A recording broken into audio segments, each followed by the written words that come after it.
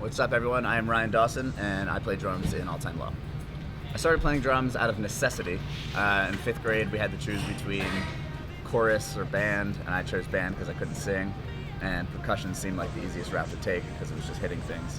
And then that took me to middle school, where I joined jazz band, then high school, where I was in marching band, and it was the wrong choice. Should have chose chorus.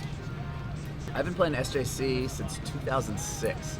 I was still in high school, so I was in 12th grade in 2006. The band just got signed. There was all these cool custom kits that they were doing. We'd play with bands, and I'd just be in awe with their kits. And they sounded good, they looked good. They didn't have that.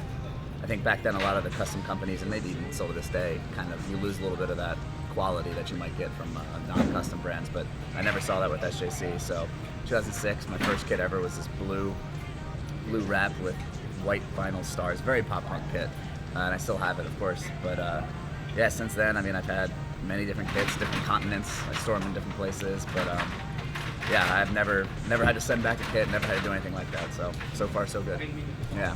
As a drummer, I was really influenced early on by Trey Cool, Travis Barker, Taylor Hawkins, Dave Grohl, and I really just like heavy hitters, like bashers, and my approach to it is more of the Taylor Hawkins style of just kind of like just being the backbone and being the meat of it all, and then picking my moments for fills, picking my moments for stuff. I never really want to be the star of the show.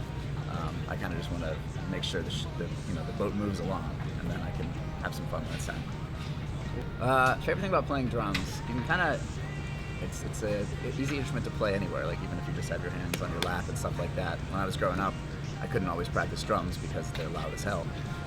But you take a pillow over here, and another pillow over here, and a pair of drumsticks, and you can play. It's also very therapeutic at times. If you're going through stuff, you can really just let it all out on the kit.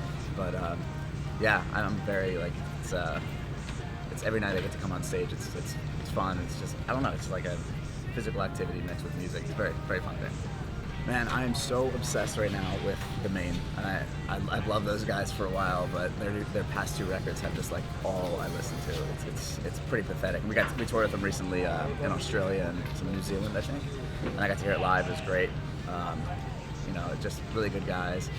I still throw it back, and funny that we're here in Boston. I'm talking about it, but 4 Years Strong. I love 4 Years Strong records. I love him as a drummer. And I'm still listening to I listen to all the new pop punk stuff. I'm pretty wide. I listen to country all around. I remember I moved to Nashville and would sit in a few country sessions and just be like, holy shit, that's how you play drums. And I think as a musician, it's important that you kind of spread your wings a little bit and listen to all these different things and grasp different parts of different drumming styles and stuff like that. So, and then recently on this tour, we're out with Swimmers right now and Water Parks and the Rex, and I've been listening to them nonstop as well, not only live, but I always try to dive into the records before we go on tour and figure out which my favorite parts are. And there's 3 great drummers in this tour, so I'm always side stage kind of taking lessons and stuff. That's one of the best things about touring too, is watching other drummers and just saying, okay, that's a cool part, how do they write that, and talking to them. Wow, live or studio? I gotta go with live, I think. We do it so much, we tour 9 months out of the year, and we play shows 5 or 6 shows a week. But I will say, I used to dread the studio. I used to hate it. And I also used to be a very bad drummer. So those two go hand in hand. But nowadays, I really love, now that I know how to play to a metronome and all that, I do love being in the studio. And I own a studio in Nashville. And so, just being able to play and, kind of create parts and then hear them back right away is a very cool experience as a musician. It's pretty tough, but because of the live performance, I get the feedback from the crowd and all that. I got to go with live. Yeah, my advice is not fun at all.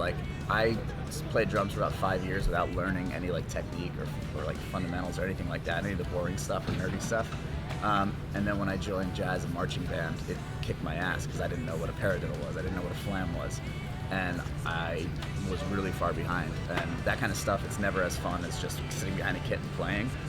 But it's so worth it to learn those fundamentals and just figure out how to work around the kit and how to make snare exercises work on a full kit and stuff like that. It challenges your brain, and it's just, it'll come in handy later. And then that, and play to a metronome. Even if you don't want to play to it live or anything like that, learn to play to a click track as soon as you can, because eventually you're going to need to. And I made that mistake bad, and it took me about a week to record 2 or 3 songs because I didn't know how to play to a metronome. So don't make that mistake.